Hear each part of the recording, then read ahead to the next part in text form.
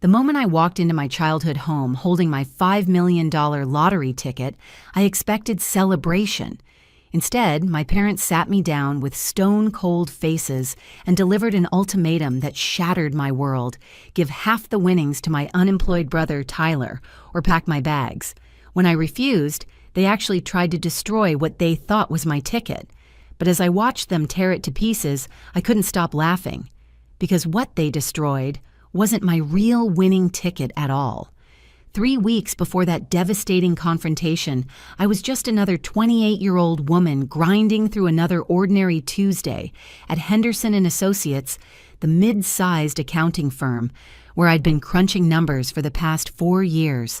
The fluorescent lights buzzed overhead as I stared at spreadsheets filled with other people's financial dreams and mistakes. My cubicle walls were decorated with a single photo of my college graduation and a motivational calendar that seemed increasingly ironic with each passing day. During my lunch break, I decided to walk to Murphy's Corner store instead of eating another sad desk salad.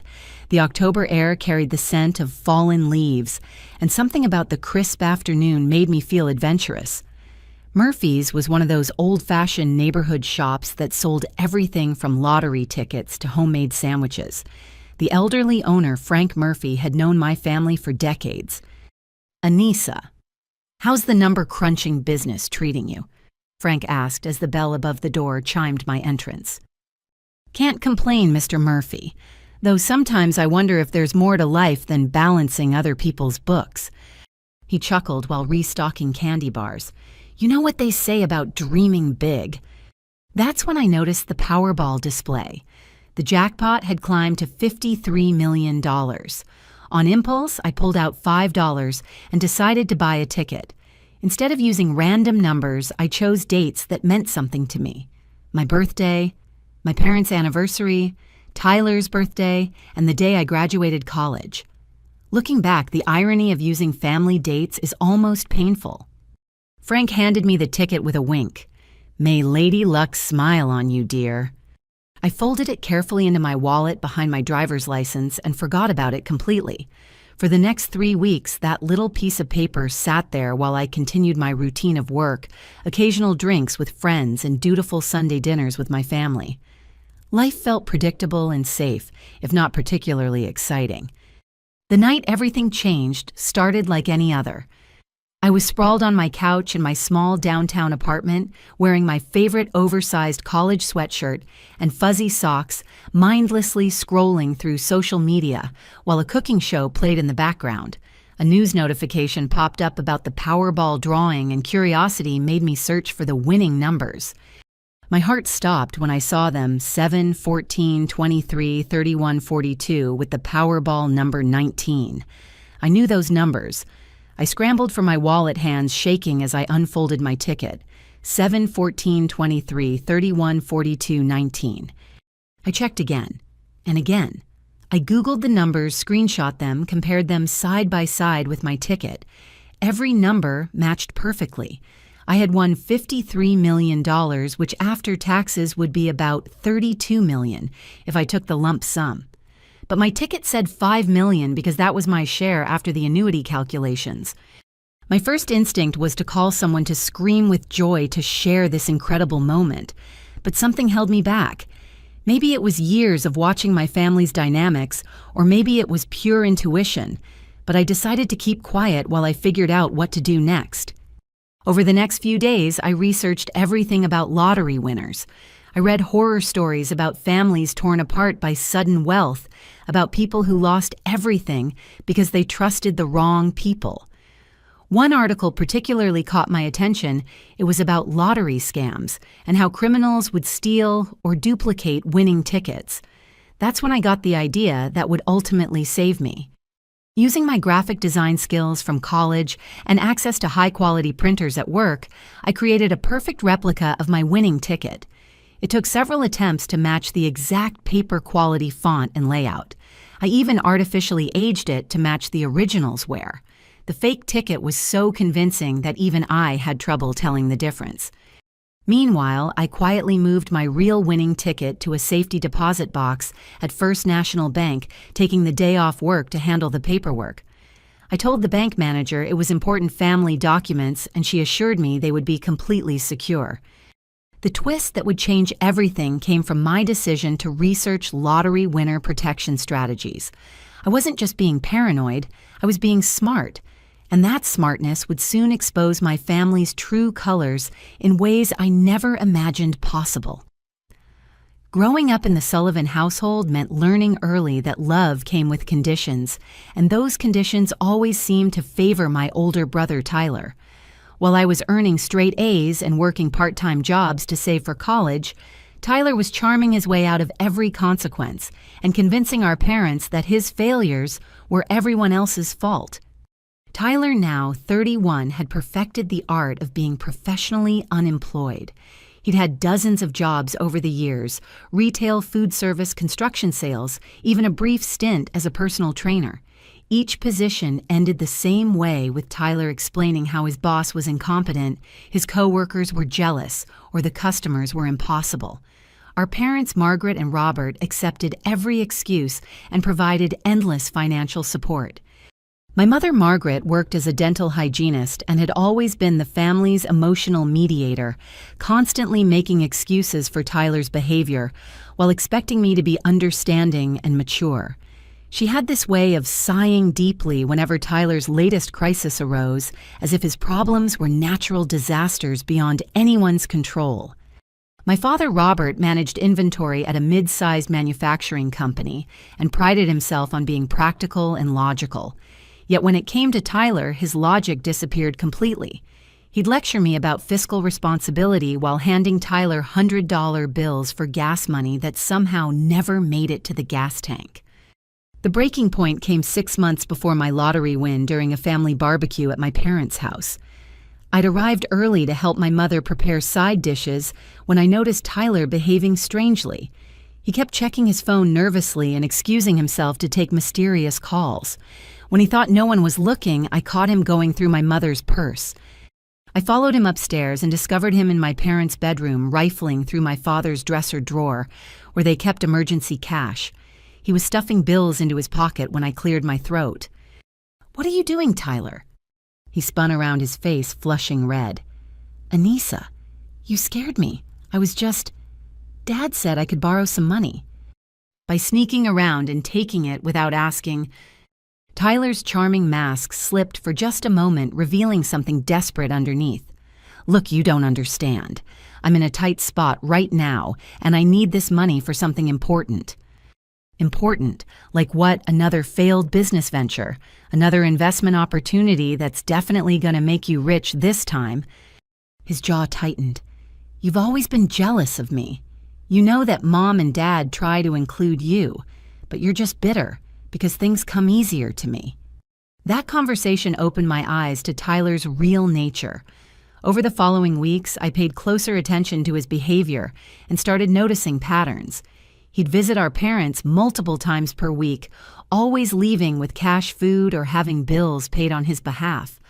Our mother would mention needing to postpone her dental work while our father complained about overtime being cut. Yet somehow they always found money for Tyler's emergencies. The truth became clear when I offered to help my parents with their taxes that spring. While organizing their financial documents, I discovered they'd withdrawn over $20,000 from their retirement savings in the past year.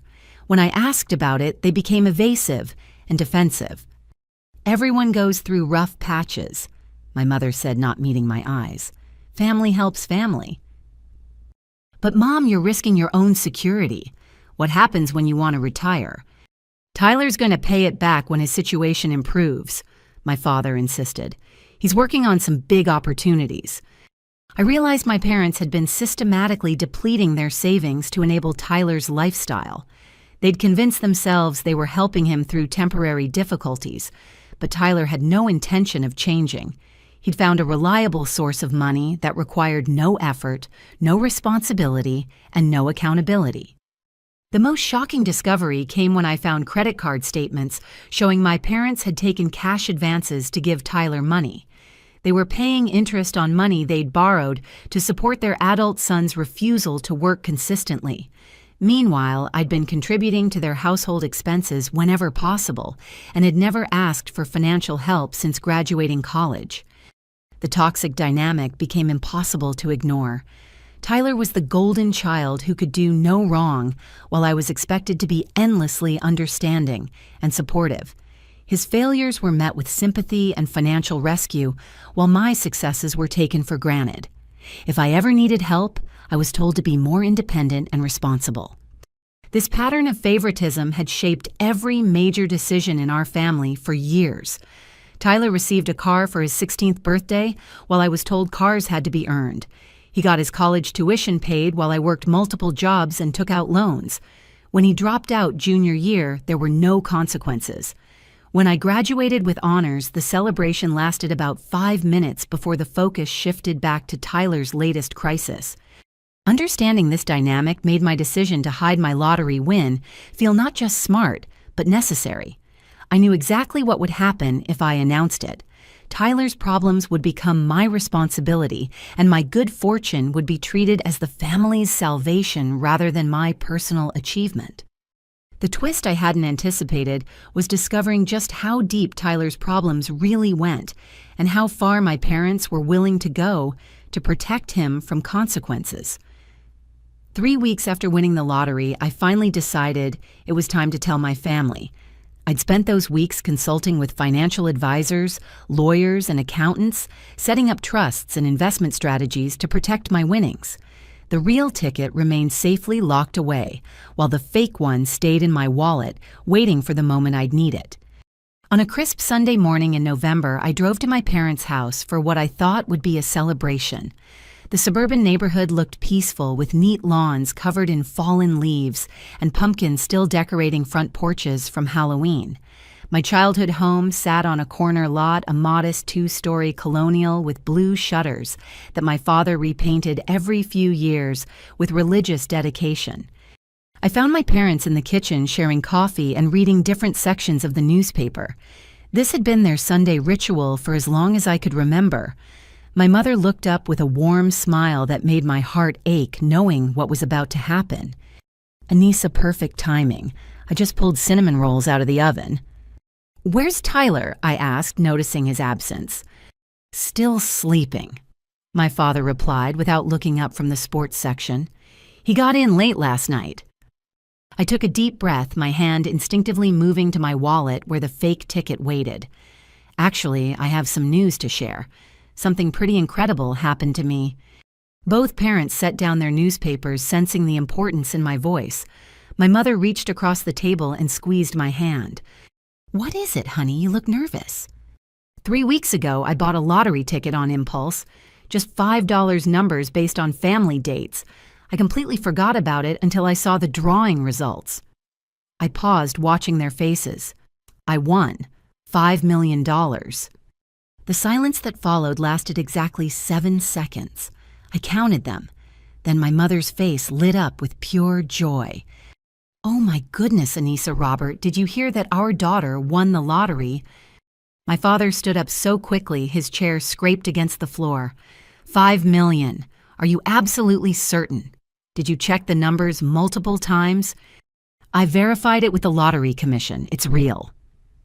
For about 90 seconds, everything was perfect. My mother hugged me so tightly I could barely breathe, while my father kept shaking his head in amazement. They asked questions about taxes, about when I'd claim the prize, about how I was feeling. It felt like the family moment I'd dreamed of. Then Tyler appeared in the doorway, drawn by the excited voices. His hair was messy from sleep, and he wore the same clothes from the day before. The moment he heard about my lottery win, his entire demeanor changed. The sleepy confusion disappeared, replaced by something calculating and intense. "Wait, back up. Anissa won $5 million. He moved into the kitchen like a predator sensing opportunity. "Isn't it wonderful?" my mother gushed. "Our daughter is a millionaire." Tyler's response chilled me to the bone. Instead of congratulations or excitement, he immediately started talking about what this meant for him. "This is perfect timing. You know, I've been dealing with some financial pressure lately. This could solve everything." The room's energy shifted dramatically. My parents exchanged a look I couldn't quite interpret, and suddenly their celebration felt forced. "Tyler," my father said carefully, "this is Anissa's win. She's the one who bought the ticket." "Yeah, but we're family," Tyler replied, as if that settled everything. "Family shares with family right, especially when one person has more than they could ever need." I felt my stomach drop. "Tyler, this isn't about what I need or don't need. I won this money." "Come on, Anissa, don't be selfish. You know I'm in a really tough spot right now. Some bad people are looking for money I owe them." "What kind of bad people?" I asked, though I dreaded the answer. Tyler looked at our parents again, and this time I caught the look they exchanged. It was loaded with meaning, with shared knowledge I wasn't part of. "Tyler has gotten involved with some unsavory individuals," my mother said delicately. "People who make loans with very high interest rates." "Loan sharks," my father clarified bluntly. "He owes them $50,000. The number hit me like a physical blow. $50,000. More than I made in a year at my job. More than my parents had in their savings account. "How did you accumulate $50,000 in debt to loan sharks?" I asked Tyler directly. He shifted uncomfortably. "It started small. Just a few bad bets, sports betting. I thought I could win it back quickly, but things got complicated." "Define complicated." "The people I borrowed from aren't the patient type. They've made it clear that if I don't pay soon, there will be consequences. Not just for me, but for the whole family." My mother's face went pale. "They've called here twice asking about Tyler. They know where we live, where we work." The pieces began falling into place with horrible clarity. "How long has this been going on?" 6 months, my father admitted. "We've been trying to help Tyler handle it quietly, but the amount keeps growing with interest and penalties." "We've already given him everything we can," my mother added. "We liquidated our retirement savings, took cash advances on credit cards, even borrowed against the house." I stared at my parents in shock. "You mortgaged your house to pay Tyler's gambling debts." "We didn't have a choice," my father said defensively. "These people threatened our safety. They know where Tyler grew up, where his family lives." Tyler stepped closer to me, his expression a mixture of desperation and entitlement. "Don't you see, Anissa? Your lottery win isn't just lucky timing. It's fate. This money could save all of us. Save all of you from consequences of Tyler's choices," I corrected. "Don't be like that," my mother pleaded. "We're family. When one of us is in trouble, we all help." "When has Tyler ever helped anyone but himself?" I asked, my voice rising. "When I needed help with college, where was he? When you needed help with medical bills last year, where was he? He only shows up when he needs something." Tyler's mask of charm finally slipped completely. "You've always resented me, haven't you? You're jealous that Mom and Dad love me more, and now you want to use your lottery win to get back at all of us." The accusation was so breathtakingly unfair that I almost laughed. Almost. Instead, I felt something cold and determined settle in my chest. This conversation is over. The lottery money is mine. I earned it by buying the ticket with my money. Tyler's problems are Tyler's responsibility. My father's voice turned hard in a way I'd rarely heard. "Anissa, you need to think very carefully about what you're saying. Family loyalty isn't optional." The threat in his tone was unmistakable. This wasn't a request anymore. It was a demand backed by emotional manipulation and family pressure. The twist I never saw coming was what my mother said next, her voice barely above a whisper. "We already told Tyler's creditors that the family would have $5 million to resolve his debts. They're expecting payment within the week." The kitchen fell silent except for the ticking of the antique wall clock that had marked time in our house since I was a child. That familiar sound, which had always been comforting, now felt ominous, like a countdown to something terrible. "What do you mean you told his creditors about my money?" I asked slowly, my voice barely controlled. My mother's hands trembled as she set down her coffee mug. "Tyler was so scared, honey. These men came to our house last Tuesday. They were intimidating. They said Tyler had until Friday to pay or there would be serious consequences. So Tyler told them his sister just won the lottery. My father continued avoiding my eyes. He said the family could cover his debts. It bought us some time. The reality of what they'd done crashed over me like ice water. You used my lottery win as collateral for Tyler's debt without my knowledge or consent. Tyler finally spoke up, and his voice carried none of his usual charm. Look, I had to tell them something. These aren't the kind of people who accept "I don't have the money" as an answer. That's not my problem. I exploded, standing up so quickly my chair fell backward. You don't get to volunteer my money to pay for your mistakes. Sit down and lower your voice, my father commanded in the authoritative tone he'd used when I was a child. We need to discuss this like adults. Adults don't spend other people's money without permission. My mother started crying, which had always been her way of deflecting conflict. Please don't fight. We're family. Families work together to solve problems. No, Mom. Families don't enable one member's destructive behavior at everyone else's expense. Tyler isn't the victim here. He's a 31-year-old man who refuses to take responsibility for his choices. Tyler's face darkened. You know what, Anissa? I'm sick of your holier-than-thou attitude. You've always acted like you're better than me, like you're the perfect daughter while I'm the screw-up. I don't think I'm perfect, but I also don't gamble away money I don't have, then expect my family to bail me out. You want to know the truth? Tyler's voice turned vicious. Mom and Dad have been supporting me because they feel guilty. They know they failed me as parents. They were too strict, too demanding. They pushed me toward rebellion and bad choices. I looked at my parents, seeing them clearly for perhaps the first time. They weren't evil people, but they were weak ones. They'd spent years making excuses for Tyler's behavior instead of holding him accountable, and now they were in too deep to change course. My father cleared his throat, his expression grave. Anissa, we've made our decision. You have 24 hours to agree to split your lottery winnings with Tyler, or you're no longer welcome in this house. The words hit me like a physical blow. You're disowning me unless I give Tyler $2.5 million.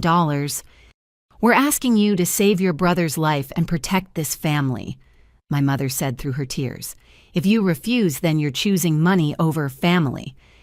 The manipulation was so obvious it made me nauseous. They were framing my refusal to enable Tyler's gambling addiction as abandonment and greed.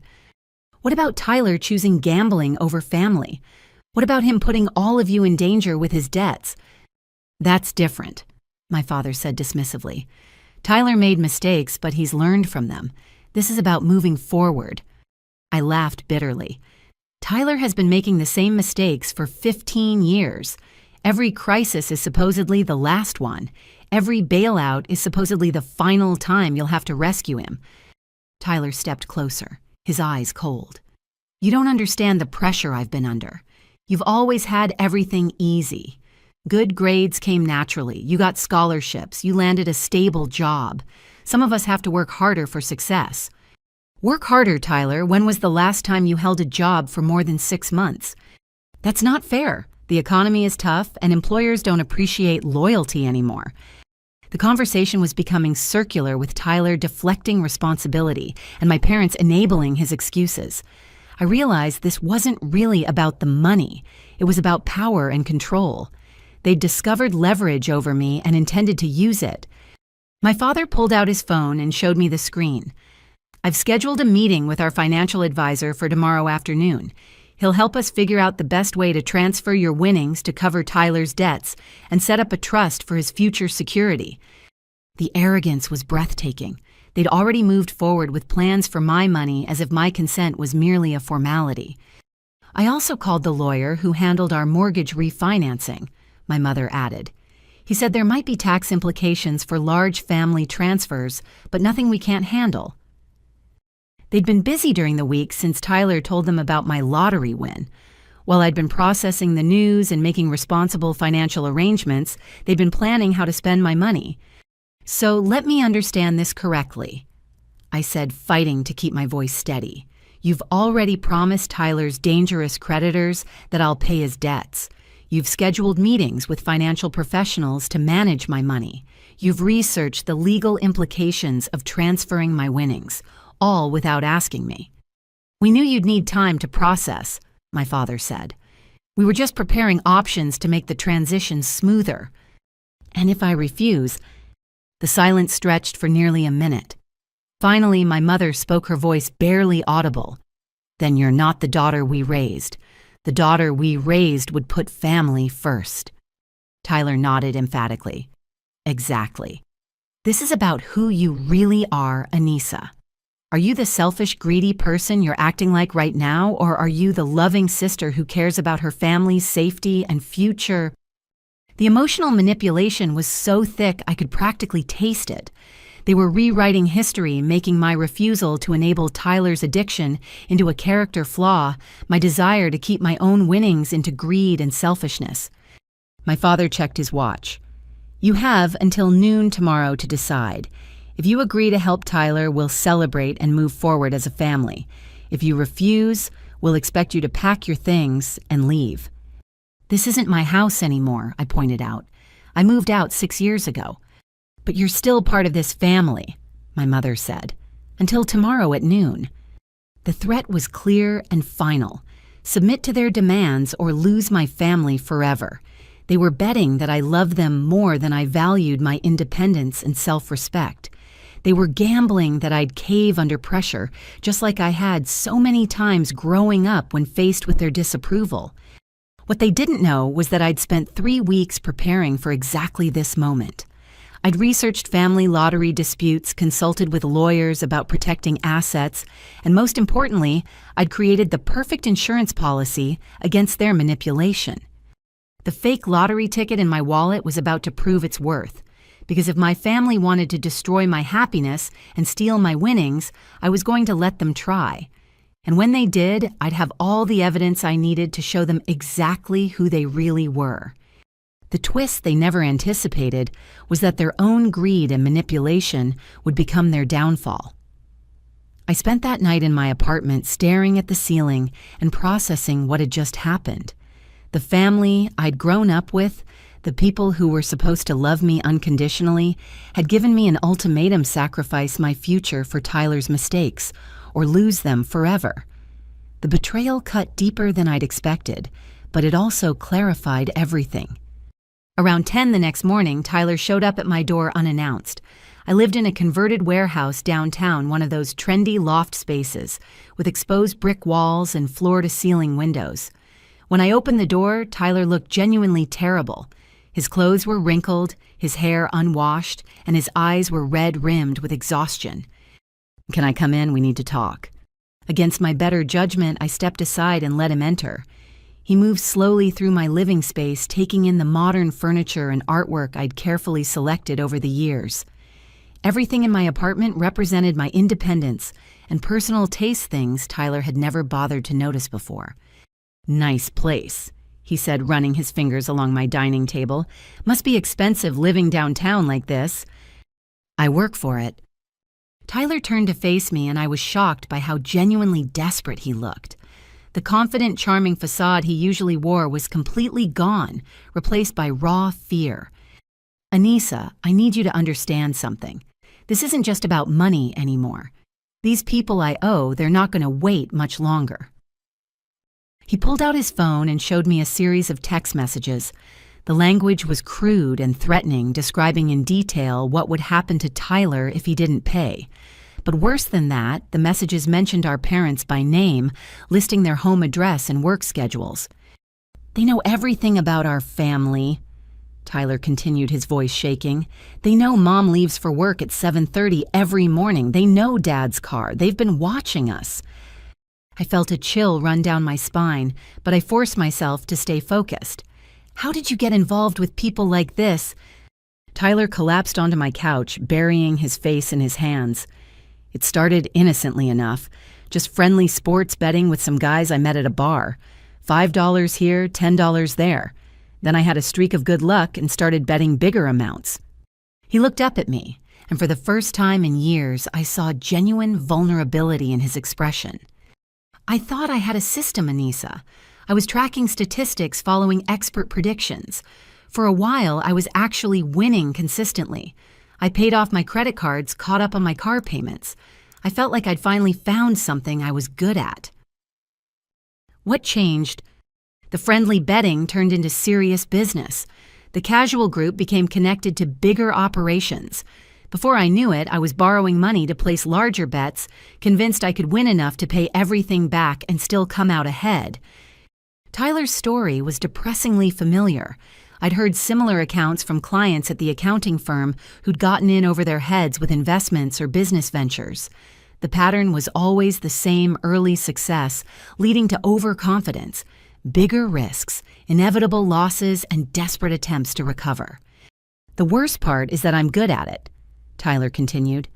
My win rate is actually above average, but the losses when they come are devastating.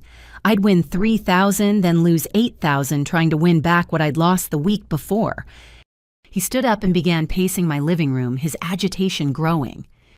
These people don't care about win rates or long-term strategies. They care about money owed, period. When I told them about your lottery win, it bought me time, but it also raised their expectations. Now they think the family has access to millions of dollars. I felt my anger building again. So you made my lottery win their business without asking me. I was desperate. They were talking about sending a message to the family. Do you know what that means? Actually, I didn't want to know. But Tyler's fear seemed genuine, and despite my anger, I felt a flicker of concern for my parents' safety. What exactly did you tell them? I said my sister had won $5 million and that the family would pay my debts within a week. I showed them news articles about the lottery drawing and convinced them I was telling the truth. The implications were worse than I'd realized. Tyler hadn't just mentioned my win, he'd provided proof and made concrete promises about payment. Tyler stopped pacing and looked directly at me. Anissa, I know I've made terrible choices. I know I've disappointed everyone, especially Mom and Dad, but I can't change what's already happened. All I can do is try to fix it and move forward. By taking my money. By accepting help from family when I desperately need it. Look, I've been thinking about this all night. I don't need half of your winnings. Even $1 million would be enough to pay off all my debts and give me a fresh start. I almost laughed at his attempt at negotiation, as if reducing his demand from $2.5 million to $1 million made it reasonable. Tyler, the amount isn't the point. The point is that you're asking me to enable your gambling addiction instead of getting help. I'm not addicted. He snapped, his desperation flaring into anger. I made some bad bets during a rough period in my life. That doesn't make me an addict. You borrowed $50,000 from dangerous people to gamble with. How is that not addiction? Tyler's expression darkened. You know what your problem is, Anissa. You've never taken a real risk in your life. You've never put yourself on the line for anything meaningful. You just play it safe, follow the rules, and judge people who dare to dream bigger. The attack was so unfair, it took my breath away. I take risks every day. I moved out on my own, built a career, created an independent life. Those are positive risks. Safe risks, Tyler countered. Calculated, conservative choices that any responsible person would make. I'm talking about real risks, the kind that can change your entire life. Like gambling with money you don't have. Like believing in yourself enough to bet on your own judgment and skills. We were talking in circles with Tyler reframing his gambling problem as entrepreneurial spirit and my criticism as jealousy. I realized this conversation wasn't about finding a solution. It was about Tyler trying to manipulate me into submission through a combination of fear, guilt, and personal attacks. Then Tyler played what he clearly thought was his ace card. There's something else you need to know, he said, his voice dropping to a whisper. I told Mom and Dad that if you don't help me, I'm going to kill myself. The words hung in the air like poison. I stared at my brother, trying to process what he'd just said.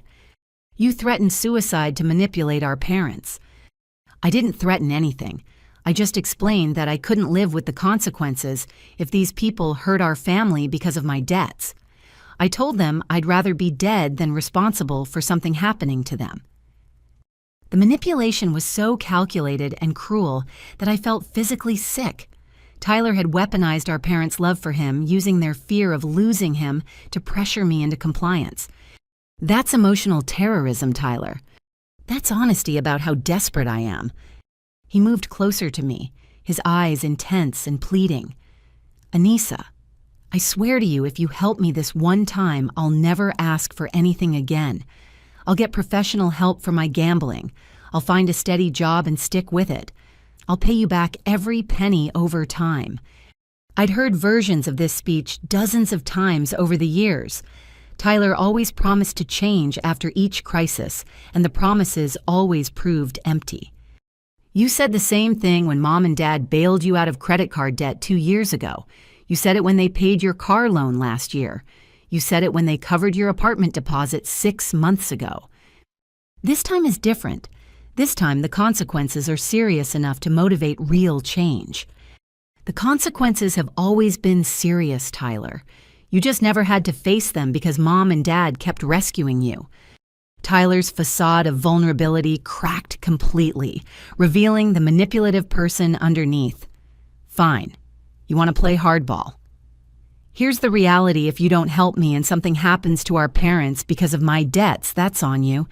You could have prevented it with money you'll never miss, but you chose your pride over their safety. The threat was clear and vicious. Tyler was making me responsible for potential violence against our parents if I didn't pay his debts. He was twisting his own poor choices into my moral obligation. Get out of my apartment, I said quietly. Anissa, please, just think about what I've said. Get out, now. Tyler hesitated for a moment, then walked toward the door. Before leaving, he turned back one final time. You know what the saddest part is? I actually looked up to you when we were kids. I thought you were smart and strong and everything I wanted to be. But you're just selfish and cold. After he left, I sat in my living room for a long time processing everything he'd said. The threats, the manipulation, the guilt trips, the emotional terrorism. Tyler had revealed exactly who he was, and it was worse than I'd imagined. But what disturbed me most was realizing that my parents had known about his suicide threat and still demanded that I pay his debts. They were willing to use their son's supposed suicidal desperation to coerce their daughter into financial compliance. The fake lottery ticket in my wallet suddenly felt like the smartest decision I'd ever made, because Tyler and my parents were about to discover exactly what happened when they tried to manipulate someone who'd prepared for their betrayal. That afternoon, I sat at my kitchen table with both lottery tickets spread out before me. The real one, which had been safely stored in my bank vault, and the fake one I'd created with painstaking detail. Even side by side, the differences were nearly impossible to detect. The paper quality, the printing, the subtle aging I'd applied, everything was perfect. Creating the fake ticket had taken considerable skill and research. During my college years, I'd minored in graphic design alongside my accounting major, learning about typography, color matching, and printing techniques. What started as a creative outlet had become the tool that would save me from my family's manipulation. I'd spent hours studying authentic lottery tickets, measuring fonts, analyzing paper textures, and perfecting the color saturation. The hardest part was aging the fake ticket to match the wear pattern of the real one. I'd use tea staining, careful folding, and strategic placement in my wallet to create authentic-looking creases and discoloration. My laptop displayed dozens of research tabs about lottery scams, family financial disputes, and legal protections for winners. I'd learned that lottery ticket theft was more common than most people realized, especially within families. Winners were often pressured, threatened, or manipulated by relatives who felt entitled to share the winnings. Armed with this knowledge, I'd developed a comprehensive protection strategy. The real ticket was secured in a safety deposit box with video surveillance and multiple authentication requirements.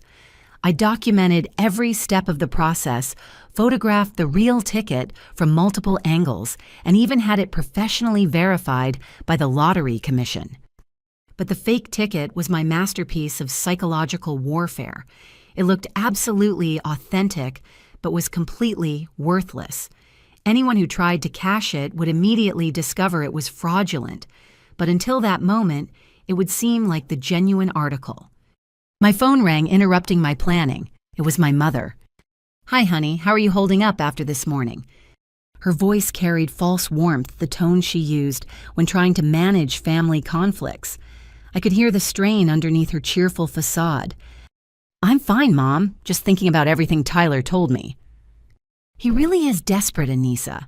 I've never seen him so frightened. When he talks about those people he owes money to, he just shakes. "Did he mention his suicide threat to you?" There was a long pause. "He's not thinking clearly right now. The stress has him saying things he doesn't really mean. But you're willing to use his supposed mental health crisis to pressure me into paying his debts. That's not fair. We're trying to save our family from a terrible situation." I could hear my father talking in the background, though I couldn't make out the words. My mother's responses were muffled as she covered the phone. "Your father wants to know if you've made a decision about tomorrow. Tell Dad I'm still considering my options." "Anissa, please don't drag this out. The longer we wait, the more dangerous things become for everyone." "I understand the timeline, Mom." After ending the call, I realized my parents were applying steady pressure to prevent me from thinking clearly or seeking outside advice. They wanted a quick decision made under emotional duress, not a thoughtful response based on careful consideration. That evening, I made several important phone calls. First, I contacted the lawyer I'd been working with to set up my lottery winner protections. I explained the situation with my family and asked about my legal options. "Unfortunately, family coercion around lottery winnings is common," she told me. "The good news is that you've taken excellent precautionary steps. The ticket is secure, and you have clear documentation of ownership. No one can access your winnings without your explicit consent." "What if they try to steal or destroy what they think is my ticket?" "That would be destruction of property, at minimum possibly theft, depending on their intentions. If you're concerned about that possibility, I'd suggest documenting any threats or suspicious behavior."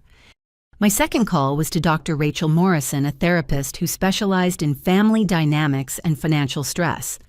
I'd found her through my research on lottery winner psychology. "What you're describing sounds like financial abuse," she explained.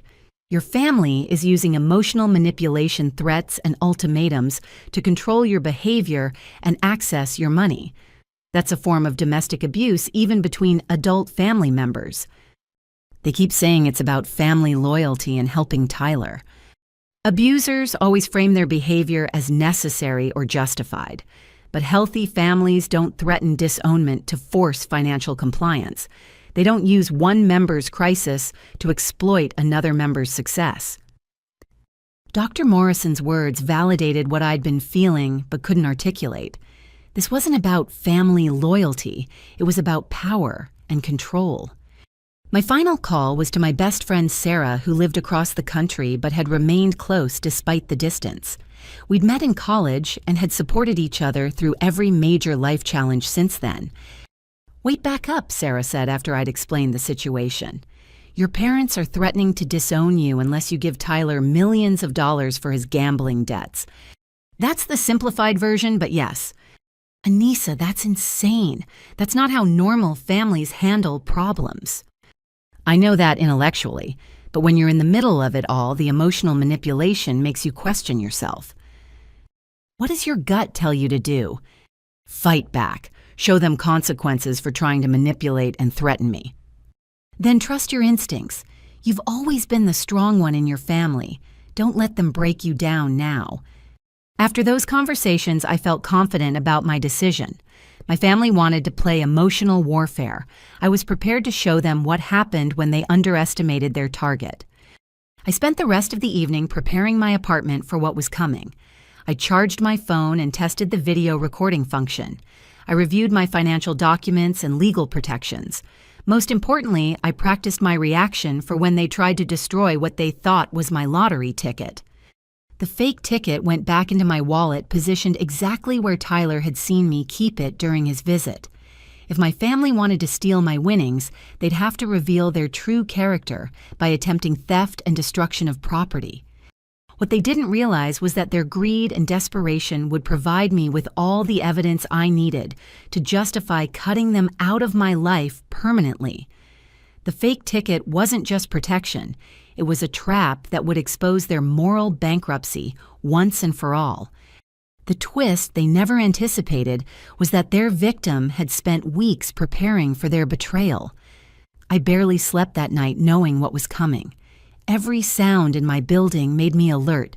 Every creak of the old warehouse structure had me checking my phone for the time. Around 3 a.m, I gave up on sleep entirely and sat in my living room with a cup of coffee watching the city lights through my floor-to-ceiling windows.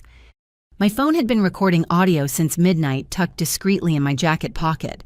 I'd also positioned a small camera on my bookshelf, disguised among picture frames and decorative objects. If my family decided to take drastic action, I wanted documentation of every second. At 6:30 in the morning, my doorbell rang.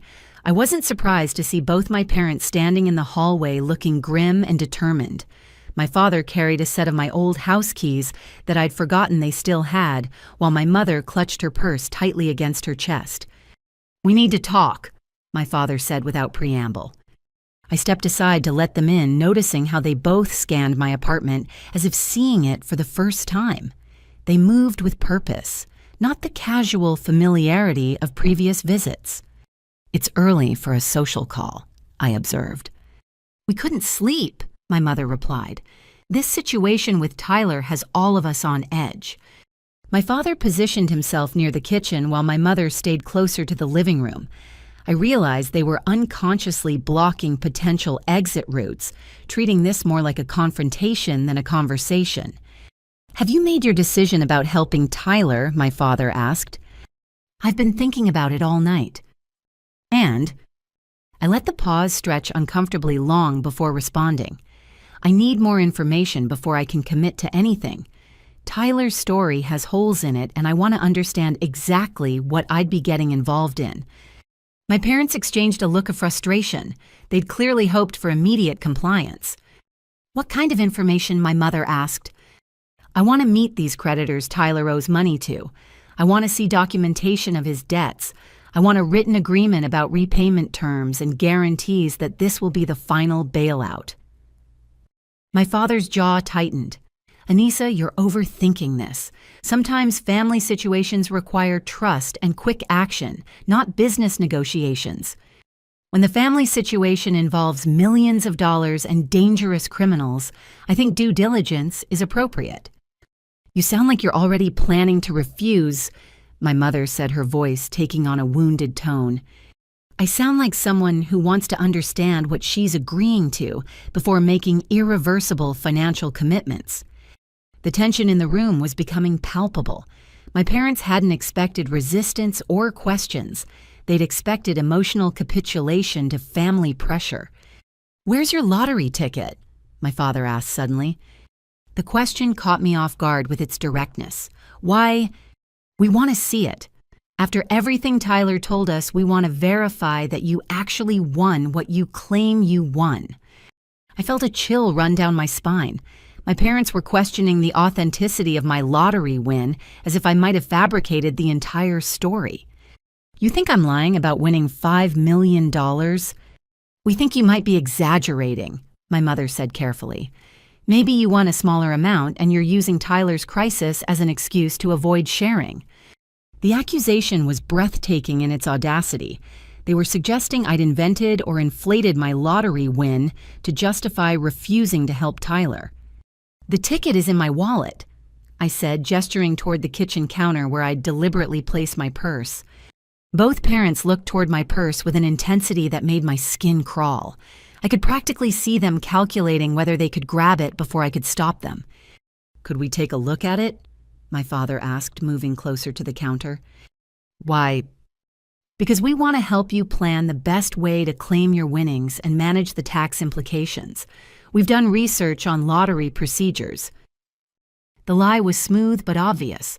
They didn't want to help me plan anything. They wanted to verify the ticket's existence and location. I walked to the counter and retrieved my wallet very deliberately, removing the fake lottery ticket and setting it on the granite surface. Both parents immediately moved closer, examining the numbers and checking them against information on my father's phone. "It's real," my mother whispered, and I could hear genuine awe in her voice. For several minutes, they studied the fake ticket with fascination, discussing the numbers, the dates, the incredible odds. Their excitement was genuine, which made what I knew was coming even more disturbing. "This changes everything," my father said. "Tyler's problems are financial stress, your future security. Everything can be solved with this little piece of paper." "This little piece of paper that belongs to me," I corrected. The reminder seemed to snap them back to their mission. My mother's expression hardened while my father stepped closer, his body language becoming more aggressive. "Anissa, we've been patient with you, but time is running out. Tyler's creditors expect payment today. We need your decision right now." "My decision is that I need more time to think." "Time we don't have," my father replied sharply. I picked up the fake ticket and returned it to my wallet, then walked toward my bedroom. "I'm going to get dressed. We can continue this conversation later." "Wait," my mother called after me. "Don't just walk away from this." But I continued into my bedroom and closed the door behind me. Through the thin walls of my converted loft, I could hear my parents talking in urgent, hushed tones. I couldn't make out specific words, but their tone was clearly conspiratorial. I got dressed slowly, taking extra time to brush my teeth and fix my hair. I wanted to give my parents plenty of opportunity to reveal their true intentions. When I emerged from the bedroom 20 minutes later, both parents were still in my living room, but their positions had changed. My mother was sitting on my couch while my father stood near the kitchen counter, where I'd left my purse. "Feel better?" my mother asked with forced cheerfulness. "Much, thank you for waiting." We talked for another hour about family loyalty, Tyler's situation, and their expectations for my lottery winnings.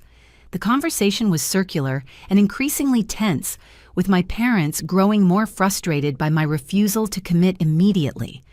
Finally, they announced they needed to leave. "We're going to check on Tyler," my mother explained. "He's been so anxious about today. Tell him I'm still considering everything." After they left, I waited 30 minutes, then checked my apartment carefully. Nothing seemed disturbed, but I noticed my purse had been moved slightly on the counter. The change was subtle, just a few inches, but I'd positioned it deliberately and knew exactly where it had been. They'd gone through my purse while I was getting dressed. They'd confirmed the location of what they thought was my lottery ticket.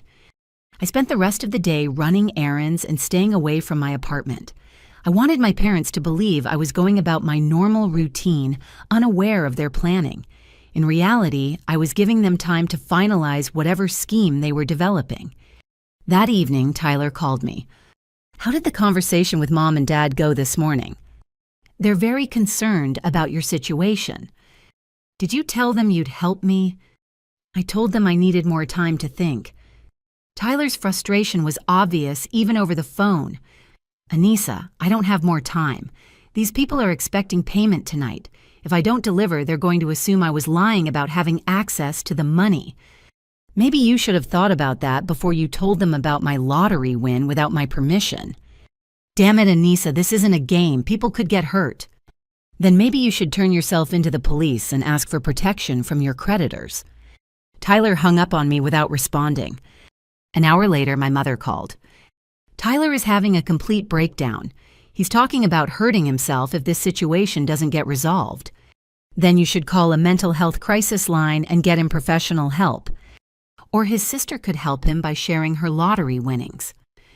The emotional manipulation was relentless, but I'd prepared for it. "Mom, if Tyler is genuinely suicidal, that's a medical emergency that requires professional intervention, not money." After I hung up, I turned off my apartment lights and positioned myself near the window where I could watch the building entrance. If my family was planning something desperate, it would probably happen tonight. I didn't have to wait long. At 11:30, I saw my father's car pull up outside my building. 2 figures got out and used a key to enter through the main door. My parents were coming back, and they weren't here for another conversation. They were here to steal what they thought was my lottery ticket. The fake ticket I'd created was about to serve its ultimate purpose. I woke up at dawn after only a few hours of restless sleep. My apartment felt different somehow, charged with the tension of impending confrontation. I could feel in my bones that today was the day my family would reveal their true character. My phone showed several missed calls from Tyler and my parents, along with increasingly desperate text messages. Tyler's final message, sent at 2 a.m, simply said, "Last chance to save your family." I made coffee and sat at my kitchen table, positioning my phone to record audio and adjusting the hidden camera angle for optimal coverage. The fake lottery ticket went into my purse exactly where my parents had seen it yesterday. Everything was ready. At exactly 8 o'clock, my doorbell rang insistently. When I opened the door, all 3 of them stood there, my parents flanking Tyler, who looked like he'd been awake all night. His eyes were bloodshot, his clothes disheveled, and his hands shook slightly as he gripped a crumpled piece of paper. "We need to come in," my father said, pushing past me without waiting for permission. The energy they brought into my space was aggressive and desperate. Tyler immediately began pacing while my parents positioned themselves strategically around my living room. "Show her the note," my mother urged Tyler. Tyler unfolded the paper he'd been clutching and held it out to me. The handwriting was crude, threatening, and explicit about what would happen if payment wasn't received by noon today. "They slipped this under my apartment door sometime last night," Tyler said, his voice shaking. "They're done waiting." The note was genuinely frightening, describing violence in graphic detail and mentioning specific locations where my family could be found. Whether Tyler had written it himself or received it from actual criminals, the threat felt real. "Tyler, you need to take this to the police immediately." "The police can't protect us from these people," my father interrupted. "The only solution is to pay the debt and make this go away." "Using my lottery winnings." "Using family money to solve a family problem," my mother corrected. I looked at each of them carefully, seeing the desperation, the determination, and underneath it all the sense of entitlement that had brought us to this moment. "I've made my decision," I announced. The room went completely silent. Tyler stopped pacing. My parents leaned forward expectantly. "I'm not giving Tyler any money for his gambling debts." The explosion of angry voices was immediate and overwhelming. Tyler screamed about betrayal and family loyalty, while my parents talked over each other about disappointment and selfishness. The accusations flew fast and furious. I was greedy, ungrateful, cold-hearted, jealous. "After everything we've done for you," my mother said, her voice breaking with emotion. "After all the love and support and sacrifice." "What sacrifice?" I asked. "When did you ever sacrifice anything for me that you didn't also give to Tyler?" "We raised you, fed you, clothed you, sent you to college," my father listed angrily. "You did the same for Tyler, plus bailed him out of debt repeatedly as an adult. Because Tyler needed more help. You were always self-sufficient." The admission hung in the air like poison. I was expected to be endlessly capable and independent, while Tyler was allowed to be perpetually needy and dependent. Tyler stepped closer to me, his face twisted with rage. "You know what? I'm glad this is happening. I'm glad you're showing everyone who you really are. You're not my sister anymore. If being your sister means enabling your addiction and paying for your mistakes, then you're right. I'm not your sister." "Fine," Tyler shouted. "Then you don't get to have a family anymore." He spun around and grabbed my purse from the kitchen counter before I could react. My parents immediately moved to block my path as Tyler dumped the contents onto my coffee table. "Tyler, what are you doing?" I demanded, putting genuine panic in my voice. "What I should have done days ago," he replied, finding the fake lottery ticket among my scattered belongings. He held it up triumphantly, waving it in the air. "You want to keep this money from your family? Fine. But you're not keeping it at all." "Tyler, stop, please." My performance was Oscar-worthy. I lunged toward him desperately while my parents held me back. The terror and desperation in my voice sounded completely authentic. "No!" I screamed as Tyler began tearing the fake ticket into pieces. "You're destroying my entire future. You destroyed our family first." Tyler replied coldly, continuing to rip the worthless paper into smaller and smaller pieces. My parents watched with grim satisfaction as Tyler methodically destroyed what they thought was my $5 million lottery ticket. They believed they were teaching me a lesson about family loyalty and the consequences of greed. "There," Tyler said finally, letting the torn pieces fall to the floor like confetti. "Now nobody gets the money. Are you happy?" I stared at the scattered pieces of paper, then slowly began to laugh.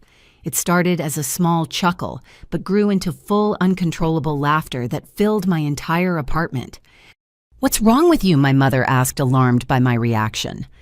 I kept laughing, doubling over with the sheer joy and relief of watching their plan backfire so spectacularly. "Anissa, stop it," my father commanded. "This isn't funny." "Oh, but it is," I gasped between laughs. "It's absolutely hilarious." Tyler looked at me with growing confusion and anger. "You're having some kind of breakdown." "No, Tyler, I'm having some kind of breakthrough." I walked to where the torn pieces lay scattered on my hardwood floor and nudged them with my foot. "You three just spent 10 minutes destroying a worthless piece of paper while congratulating yourselves on teaching me a lesson about greed and family loyalty." "What are you talking about?" my mother whispered. "That wasn't my real lottery ticket, you idiots. That was a fake I created specifically for this moment." The silence that followed was absolutely deafening. All three of them stared at me in shock, their minds struggling to process what I'd just revealed. "That's impossible," Tyler said weakly. I pulled out my phone and showed them photos I'd taken of the real lottery ticket weeks ago, along with documentation from the bank where it was safely stored. "The real ticket has been in a safety deposit vault since the day after I won. What you just destroyed was an expertly crafted replica I made specifically to test your character." My father's face turned white. You planned this." "I planned for the possibility that my own family might try to steal from me. Turns out my paranoia was completely justified." Tyler looked at the torn paper scattered around his feet, then back at me. "So the real ticket is perfectly safe along with my $5 million that you'll never see a penny of." My mother sank onto my couch, the full implications hitting her. We tried to destroy your lottery ticket." "You succeeded in destroying a lottery ticket, just not the one that mattered." The psychological impact was devastating. They'd revealed their true character, committed what they thought was a serious crime, and accomplished absolutely nothing except exposing themselves as thieves and manipulators. Tyler's legs gave out and he collapsed into my dining chair. "I don't understand. Why would you do this to us?" "I didn't do anything to you, Tyler. I created a test, and you all failed it spectacularly." The fake ticket had served its purpose perfectly. My family had revealed exactly who they were when they thought they could get away with it, and now I had all the evidence I needed to justify what came next. The silence in my apartment stretched for nearly 5 minutes. My parents and Tyler sat in stunned disbelief, processing the magnitude of what had just happened. They'd attempted to destroy what they thought was my $5 million lottery ticket, and instead had exposed themselves as would-be thieves while accomplishing nothing. I calmly walked to my kitchen and returned with a small dustpan and brush, methodically sweeping up the pieces of the fake ticket, while they watched in horrified fascination. 27 hours. I said conversationally as I worked. That's how long it took for my own family to attempt theft and destruction of property when they didn't get their way. "Anissa," my mother began weakly, You thought you could steal my lottery winnings and destroy my financial future to enable Tyler's gambling addiction. Yes, I understand what you thought." Tyler finally found his voice. "This was a trap. You set us up. I prepared for the possibility that you might reveal your true character under pressure. You chose to walk into the trap." I dumped the torn pieces of fake ticket into my trash can with deliberate ceremony, then returned to face them with my phone in hand. The interesting thing about modern technology is how easy it is to document everything. For instance, I've been recording audio since you arrived this morning. I played back Tyler's voice clearly stating his intention to destroy my lottery ticket, followed by my parents' voices expressing approval and satisfaction as he carried out the act. I've also been recording video. I continued showing them footage from my hidden camera that captured the entire scene in high definition. My father's face went ashen. "You recorded us without permission." "I recorded criminal activity taking place in my own home. The permission requirement varies by state, but given that you were committing felonies, I think any court would find the recording admissible." "Felonies," my mother whispered. I pulled out my laptop and displayed a legal document I'd prepared in advance. Attempted theft conspiracy to commit theft, destruction of property, and intimidation. Those are the charges my lawyer believes would stick based on the evidence I've gathered. The document was prepared by my attorney as a precautionary measure. We discussed the legal implications of family coercion around lottery winnings, and she'd outlined exactly what crimes my family would be committing if they followed through on their threats. "You can't be serious," Tyler said. "We're family." Family members who commit crimes against each other are still criminals. Being related doesn't provide legal immunity for theft. I walked to my bookshelf and retrieved a folder I'd prepared spreading additional documents across my coffee table. Bank records showing their depletion of savings to enable Tyler's addiction, credit card statements revealing cash advances for gambling debts, screenshots of Tyler's threatening text messages, a detailed timeline of their escalating demands and ultimatums. "I've been documenting this situation for weeks," I explained. "Every conversation, every threat, every manipulation attempt. My lawyer has copies of everything." My parents stared at the evidence of their own behavior spread out before them. Seeing it documented and organized made their actions appear even worse than they'd seemed in real time. "What do you want from us?" my father asked quietly.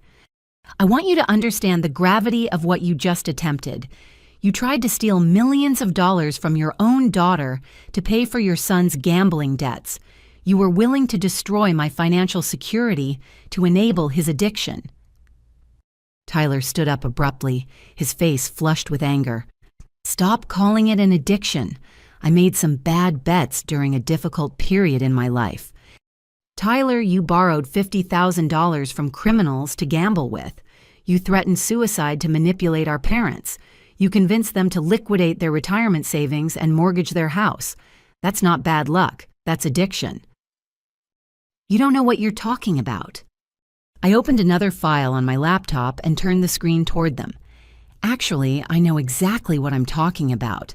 I've spent the past month researching gambling addiction, family enablement, and financial abuse. I've consulted with therapists who specialize in addiction recovery." The screen displayed articles about gambling addiction signs and symptoms with Tyler's behaviors highlighted in yellow. The evidence was overwhelming and undeniable. "Tyler exhibits every classic sign of gambling addiction." I continued. "Loss of control, continued gambling despite negative consequences, lying about the extent of gambling activities, borrowing money to gamble, and using gambling to escape from problems." "That's not," Tyler started to protest. "You've lost multiple jobs because you were gambling during work hours. You've borrowed money from family members under false pretenses. You've prioritized gambling over basic necessities like rent and food. You've threatened self-harm when faced with consequences for your gambling." Each point I made was supported by documented evidence, employer termination letters, bank records, family loan agreements, and threatening messages. Tyler's defensive anger crumbled as he realized I'd assembled a comprehensive case file demonstrating his addiction. "How did you get all of this information?" "Most of it came from Mom and Dad during their attempts to convince me to pay your debts. They provided detailed information about your financial history while trying to justify why I should bail you out." My parents looked stricken as they realized their own words had provided evidence against Tyler and themselves. "The rest came from public records and social media. You've been surprisingly open about your gambling activities online, Tyler. Screenshots of your betting discussions, photos from casino visits, posts about big wins and losses. I showed them printouts of Tyler's social media activity over the past 2 years, painting a clear picture of escalating gambling behavior and increasing desperation. Now, here's what's going to happen. I announced, closing the laptop and looking directly at each of them. You have 2 choices. Option 1, I file criminal charges against all 3 of you for attempted theft conspiracy and related crimes. You'll be arrested, prosecuted, and likely convicted based on the evidence I've gathered. The threat was real and immediate. My documentation was thorough enough to ensure successful prosecution. Option 2. You acknowledge that what you attempted today was wrong. Tyler enters a residential gambling addiction treatment program within the week, and you all participate in family therapy to address the toxic dynamics that led to this situation. And if we choose option 2, my mother asked, I don't file criminal charges, but you also don't get a penny of my lottery winnings. Tyler's debts remain his responsibility, not the family's. Tyler jumped to his feet. Those people are going to kill me if I don't pay. Then you should contact law enforcement and ask for protection while you work out a payment plan or declare bankruptcy. Your gambling debts are not a family emergency. They're a personal consequence of your choices. The room fell silent again as they processed their limited options. They'd expected to manipulate me into compliance, but instead had trapped themselves into accepting accountability or facing criminal prosecution. The fake lottery ticket had accomplished everything I'd hoped for. It had revealed their true character, provided evidence of their criminal intentions, and given me the leverage to demand real change instead of continued enablement. For the first time in my adult life, I held all the power in family dynamics, and I intended to use that power to either save my family or save myself from them. 20 minutes after I'd presented my family with their ultimatum, the doorbell rang with urgent, aggressive buzzing that made everyone in the room freeze. Through my apartment's intercom system, a gruff voice demanded to speak with Tyler Sullivan immediately. "Tyler, you expecting someone?"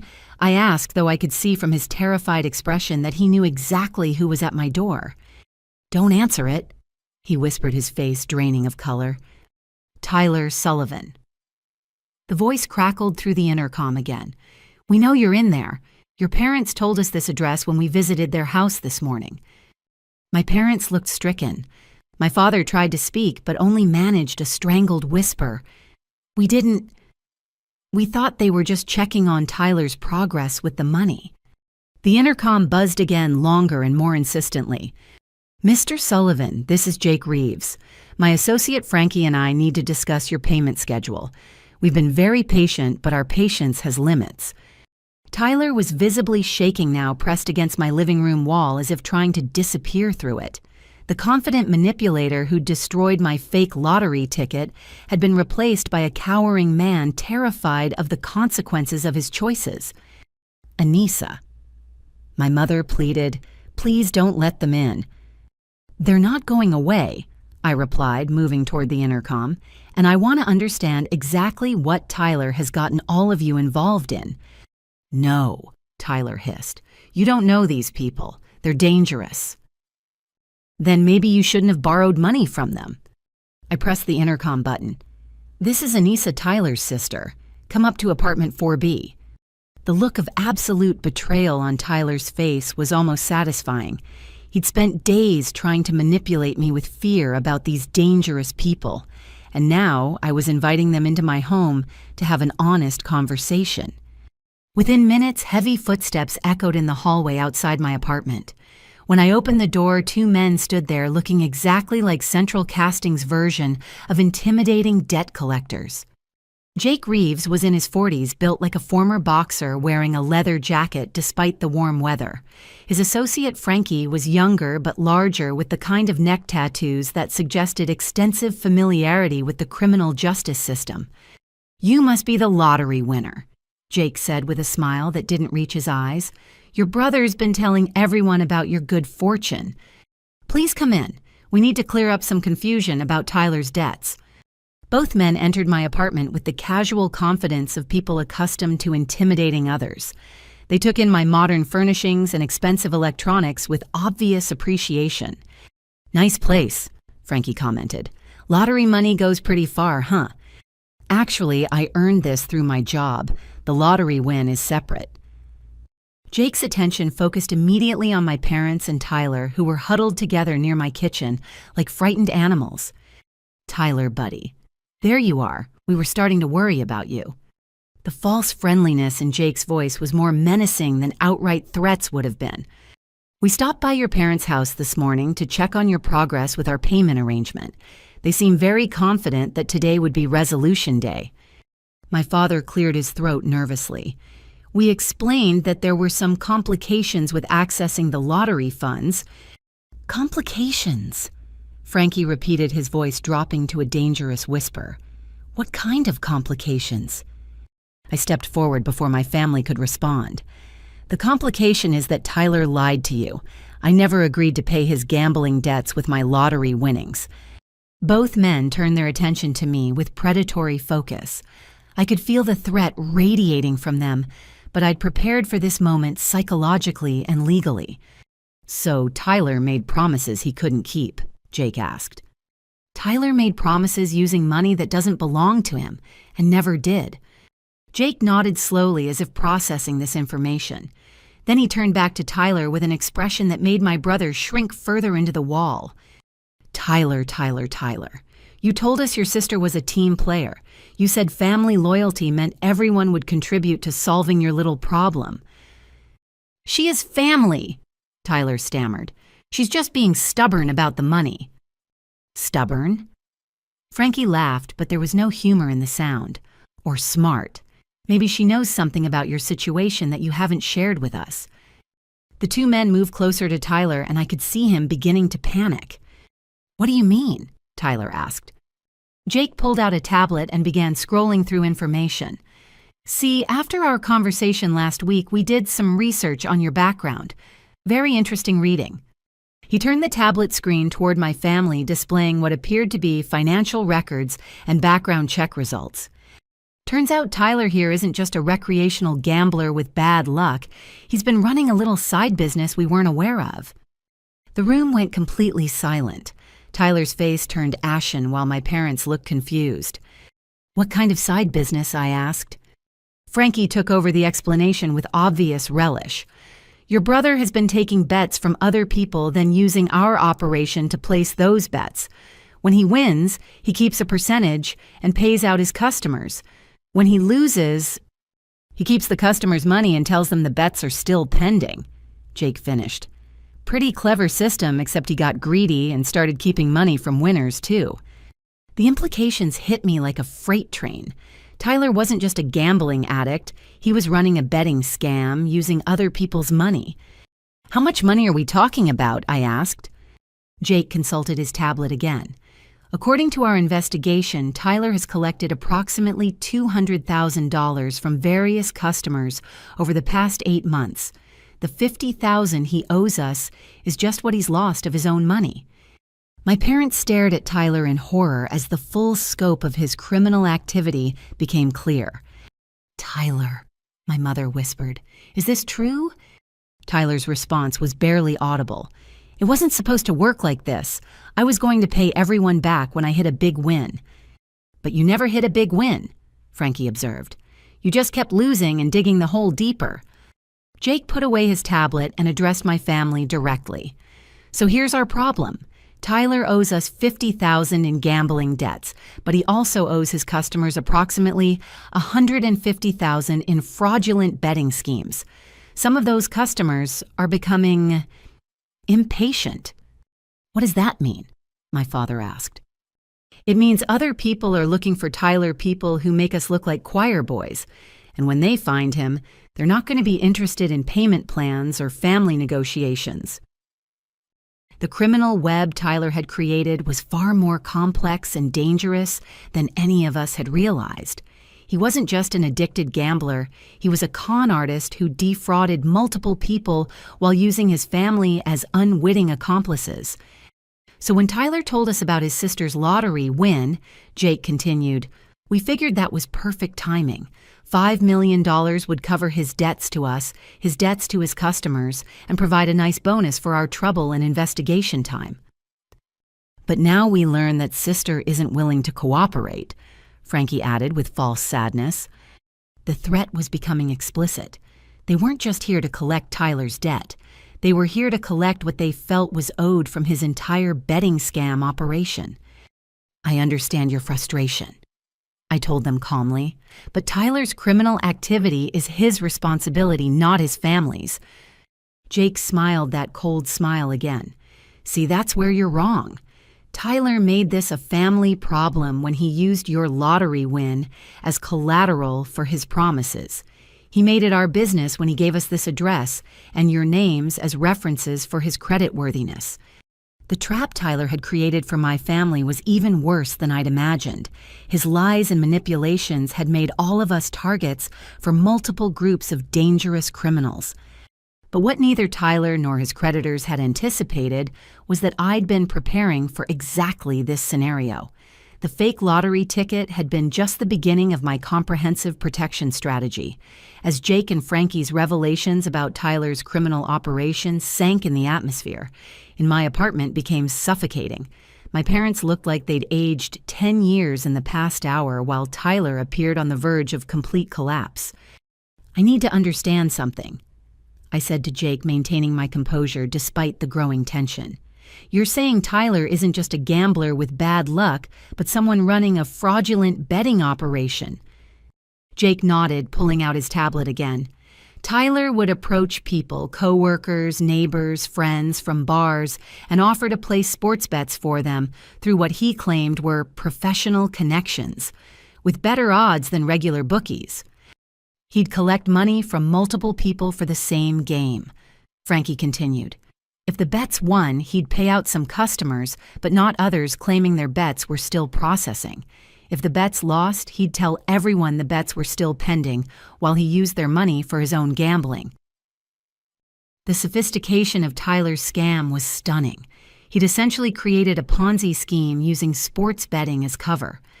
How many people are we talking about? I asked.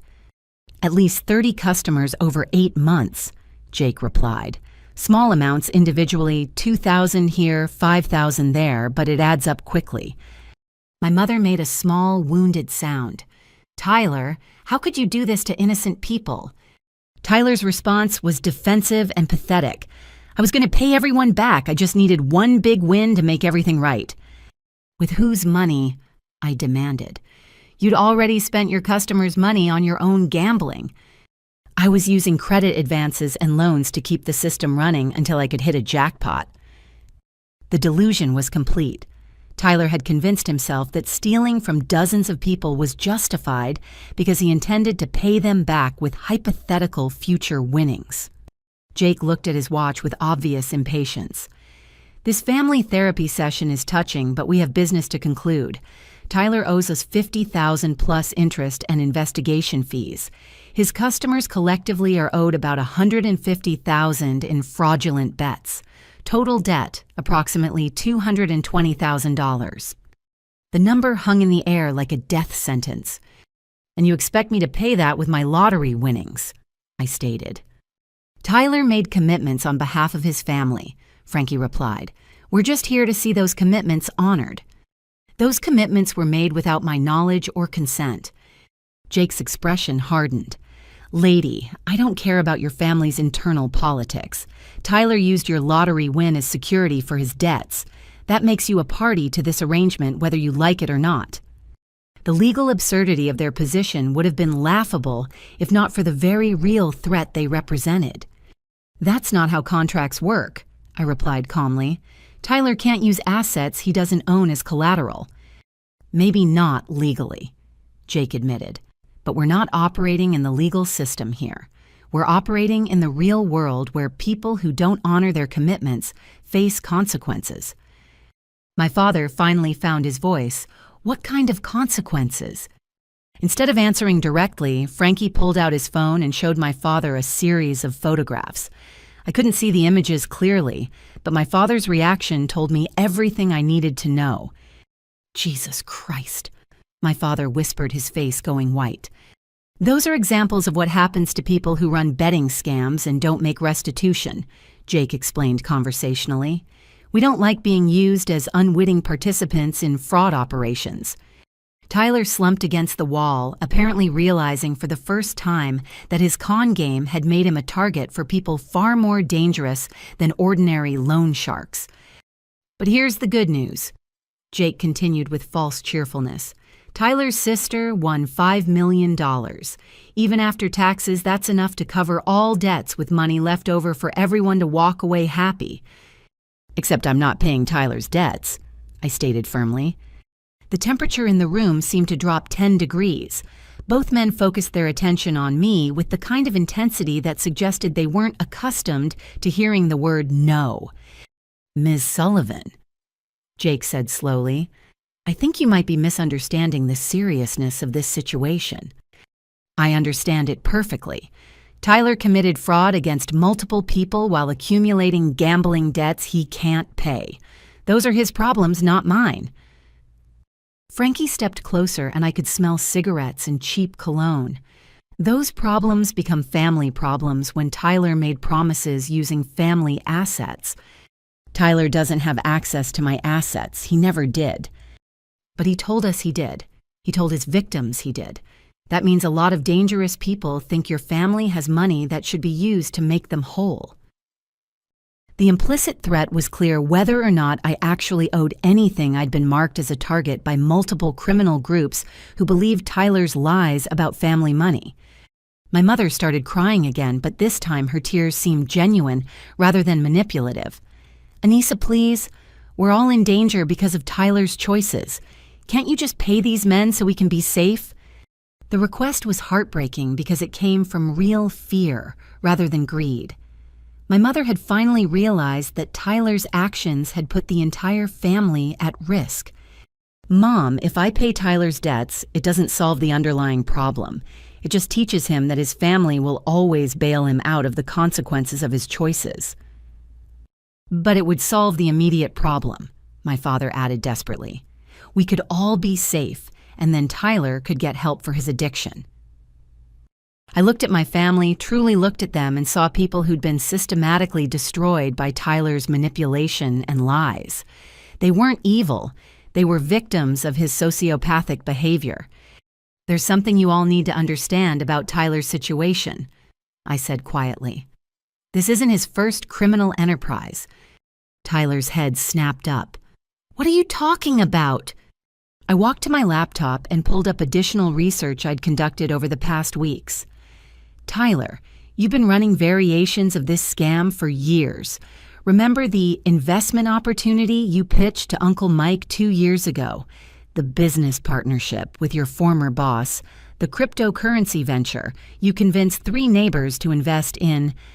Each reference made Tyler's face grow paler. My parents looked confused, but I could see recognition dawning in their expressions. Tyler isn't just a gambling addict who got in over his head. He's a serial con artist who uses family connections and gambling addiction as cover for deliberate fraud. Jake and Frankie exchanged a look that suggested they were reassessing Tyler's character in real time. Is that true? Jake asked Tyler directly. Tyler's silence was answer enough. Well, Frankie said thoughtfully, that changes things considerably. We don't just have a gambling addict with poor impulse control. We have a career criminal who's been using his family as unwitting accomplices. The revelation shifted the power dynamic in the room dramatically. Suddenly, Tyler wasn't a victim of addiction who deserved sympathy. He was a calculating predator who'd manipulated everyone around him. And that realization was about to change everything. The moment Jake and Frankie realized Tyler's true nature, I saw an opportunity to take control of the situation. These weren't just criminals. They were businessmen operating outside the law who'd been deceived by Tyler, just like everyone else. Gentlemen, I said calmly, I think we've all been victims of Tyler's manipulation, but I have a proposition that might interest you. Both men turned their attention to me with sharp focus. Tyler looked terrified while my parents watched with confused hope. I've been documenting Tyler's criminal activities for weeks. I continued walking to my laptop. financial records, victim testimonials, evidence of systematic fraud spanning several years. I opened a comprehensive file I'd been building since discovering the scope of Tyler's crimes. Screenshots, bank records, witness statements, legal documentation, everything needed to build an airtight case against him. "This is more than just gambling debts," I explained. "Tyler has been running confidence scams for at least 3 years, possibly longer. He's defrauded family members, friends, neighbors, co-workers, and strangers of approximately $500,000 total." Jake whistled softly as he reviewed the evidence on my screen. "Jesus, Tyler, you've been busy." "The pattern is always the same," I continued. "Tyler identifies vulnerable targets, builds trust through family connections or shared interests, then pitches investment opportunities or betting schemes that don't exist." Frankie leaned over Jake's shoulder, studying the documentation. "This guy's more sophisticated than we thought." "Which brings me to my proposition," I said, closing the laptop and facing them directly. "You have 2 options. Option 1, continue trying to collect money from Tyler's family, knowing that we'll never voluntarily pay debts we didn't incur." "What's option 2?" Jake asked. "Help me ensure Tyler faces appropriate consequences for his crimes, while recovering money for his victims through legal channels." The room went silent. Tyler stared at me in horror, realizing I was essentially offering to turn him over to his creditors in exchange for my family's safety. "Anissa," my mother gasped, "what are you suggesting?" "I'm suggesting we stop enabling Tyler's criminal behavior and start treating him like the career fraudster he is." I turned back to Jake and Frankie. "Tyler has assets you probably aren't aware of. Hidden bank accounts, cryptocurrency investments, valuable personal property. He's also committed federal crimes that carry significant prison sentences." "Go on," Jake said, his interest clearly piqued. "I'm willing to share all the evidence I've gathered and help you recover whatever money Tyler has hidden in exchange for agreements that leave my family out of future collection efforts." "And what happens to Tyler in this scenario?" Frankie asked. "Tyler faces the consequences of his choices through appropriate legal and financial channels. No family bailouts, no emotional manipulation, no using addiction as an excuse for deliberate fraud." Tyler found his voice. "You can't be serious. I'm your brother. You're a criminal who spent years defrauding innocent people while manipulating our family into enabling your behavior." "I have an addiction. I need help, not punishment." "You have an addiction. And you're a career criminal. Those aren't mutually exclusive conditions." I walked to my safe and removed additional documents I'd prepared for this exact scenario. "Jake, Frankie, here's what I can offer you. Complete financial documentation of Tyler's hidden assets, estimated at approximately $80,000 in recoverable funds.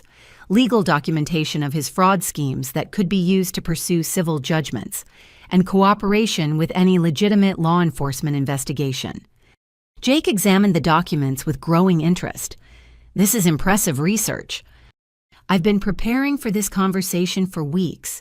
I knew eventually Tyler's crimes would catch up with him, and I wanted to be ready to protect my family while ensuring he faced appropriate consequences." "What do you want in return?" Frankie asked. "Written agreements that Tyler's debts to your organization are Tyler's personal responsibility, not family obligations. No future contact with or threats against family members, and cooperation in pursuing Tyler's hidden assets through legal channels rather than violent ones." The proposal was audacious but logical. I was offering Tyler's creditors a path to recovery that didn't involve criminal intimidation of innocent family members. Jake and Frankie stepped away from the group and had a whispered conference near my kitchen window. Tyler used the break to plead desperately with my parents and me. "You can't do this to me. I'm family. Families protect each other." "Families protect each other from external threats," I replied. "They don't enable internal threats to continue victimizing innocent people." "I'll change. I'll get help. I'll pay everyone back." "You've made those promises dozens of times over the years, Tyler. Nobody believes them anymore." My father looked anguished. "Anissa, surely there's a middle ground. Some way to help Tyler without destroying him completely." Dad Tyler destroyed himself through years of deliberate criminal choices. Continuing to bail him out just enables more victims and more crimes. My mother was crying again, but I could see her beginning to understand the logic of my position. Jake and Frankie returned from their conference with serious expressions. "Here's what we're willing to consider," Jake announced. "Full cooperation in recovering Tyler's hidden assets, written documentation of all fraudulent schemes for potential civil litigation, Tyler's agreement to work with us in contacting his victims to arrange legitimate restitution plans. In exchange for," I asked, "no family liability for Tyler's debts to our organization, no future contact with family members, and Tyler gets to deal with his other creditors on his own without family interference or protection." The terms were fair and practical. Tyler would face consequences for his crimes, while my family gained protection from future manipulation and threats. "There's one more condition," Frankie added. "Tyler has to admit publicly that he lied about having access to family money for his debts. We want written confirmation that his promises about lottery winnings were fraudulent. The requirement would destroy Tyler's credibility with all his criminal contacts while confirming that my family had never been willing participants in his schemes." "Tyler," I asked, "do you agree to these terms?" Tyler looked around the room, desperately seeking support from our parents or sympathy from his creditors. He found neither. "I don't have a choice, do I?" "You always have choices, Tyler. You've just finally run out of good ones." The fake lottery ticket had accomplished more than I'd ever imagined. It hadn't just exposed my family's willingness to steal from me, it had created the leverage I needed to finally break Tyler's cycle of criminal behavior and family manipulation. For the first time in years, Tyler would face the real consequences of his choices, without family protection or enablement. And for the first time in years, my family would be free from his destructive influence. The next hour passed in a surreal blur of confessions, document signing, and cold reality setting in. Tyler, faced with no alternatives, began revealing the full scope of his criminal enterprise under Jake and Frankie's increasingly pointed questioning. "Start with the hidden bank accounts," Jake instructed, pulling out a legal pad. Tyler's voice was barely above a whisper. "First National has an account under my middle name. About 12,000 in there. Commerce Bank has one under my old girlfriend's name, but I have access. Maybe 8,000. Each revelation made my parents look sicker. They'd spent years depleting their savings to support Tyler, while he'd been hiding tens of thousands of dollars. "Investment accounts," Frankie prompted. "Cryptocurrency wallet with about 15,000 in Bitcoin. Stock portfolio through an online broker, maybe 20,000 in value. Personal property." Tyler's list was depressingly long, expensive electronics jewelry collectibles. A motorcycle he'd told our parents was repossessed months ago. Items he'd accumulated through fraud while claiming to be financially desperate. "Jesus, Tyler," my father said quietly, "you've been lying about everything." "I was protecting those assets for emergencies," Tyler replied weakly. "Whose emergencies?" I asked. "Because you sure weren't using them for your own supposed crises." While Tyler continued his inventory of hidden wealth, I received a text message that made me smile for the first time all day. My lawyer was outside the building with several federal agents who'd been investigating financial crimes in the area. "Tyler," I announced, "there's something else you should know about my preparations for this conversation." I showed him the text message. "I contacted federal authorities about your betting scam operation 3 days ago. They've been investigating similar schemes throughout the region." The color drained completely from Tyler's face. "You called the FBI on your own brother." "I called law enforcement about a career criminal who was using family connections to victimize innocent people. The fact that the criminal is my brother is irrelevant." Jake and Frankie exchanged glances. Having federal agents involved changed their calculations significantly. "Miss Sullivan," Jake said carefully, "we appreciate your cooperation, but we prefer to handle our business privately." "I understand, but Tyler's crimes extend far beyond your organization. The federal agents want to interview Tyler about mail fraud, wire fraud, and organized financial schemes. Whether you cooperate with them is entirely your choice. The doorbell rang with the distinctive pattern I'd arranged with my lawyer. When I opened the door, attorney Sarah Chen entered with 3 federal agents who looked exactly like what central casting would order for a financial crimes investigation. "Ms. Sullivan," Agent Morrison greeted me. "Thank you for your cooperation with our investigation." Tyler looked around the room desperately, but he was completely trapped. His creditors, his family, and federal law enforcement were all present to witness his downfall. Tyler Sullivan. Agent Martinez asked, approaching my brother, "We'd like to speak with you about fraudulent betting schemes you've been operating in this region." "I want a lawyer," Tyler said immediately. "That's your right," Agent Rodriguez confirmed. "But we have evidence of financial crimes spanning multiple states and involving dozens of victims. Your cooperation now could influence how this investigation proceeds." Jake stepped forward cautiously. "Agents, we're here on a private business matter. We weren't aware of any federal investigation." "Mr. Reeves, we're familiar with your organization's activities. We're not interested in your business practices, as long as they don't involve fraud or violence." The distinction was clear. Legitimate debt collection, even aggressive debt collection, wasn't their concern. Fraud and criminal threats were. "However," Agent Martinez continued, "we are very interested in individuals who use organized criminal contacts to intimidate families of fraud victims." Tyler's face went ashen as he realized the full implications. His use of Jake and Frankie to threaten our family had crossed federal lines regarding organized crime and extortion. "Tyler Sullivan, you're under arrest for wire fraud, mail fraud, and conspiracy to commit extortion." The Miranda rights reading that followed felt like vindication for every year Tyler had manipulated and abused our family's trust. My parents watched in stunned silence as federal agents handcuffed their son. "Anissa," Tyler pleaded as the agents prepared to escort him out, "please don't let this happen. I'm still your brother." "You're a criminal who spent years victimizing innocent people while manipulating our family. Being my brother doesn't exempt you from consequences." "Mom, Dad, do something." My parents looked heartbroken but resigned. Years of enablement and false hope had finally run up against undeniable reality. "We can't protect you from the truth anymore, Tyler," my mother said through tears. After Tyler was taken away, Jake and Frankie prepared to leave as well. "Ms. Sullivan," Jake said, "we appreciate your cooperation in resolving this situation. As agreed, we consider Tyler's debts to be his personal responsibility." "And his victims?" I asked.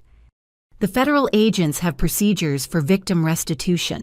We'll cooperate with any legitimate legal process." Frankie handed me his business card. "If you need any documentation about Tyler's fraudulent promises regarding family money, contact us. We're prepared to testify that he misrepresented his access to your lottery winnings." After everyone left, my apartment felt enormous and quiet. My parents sat on my couch looking older and more fragile than I'd ever seen them. "We're so sorry, Anissa," my mother said quietly.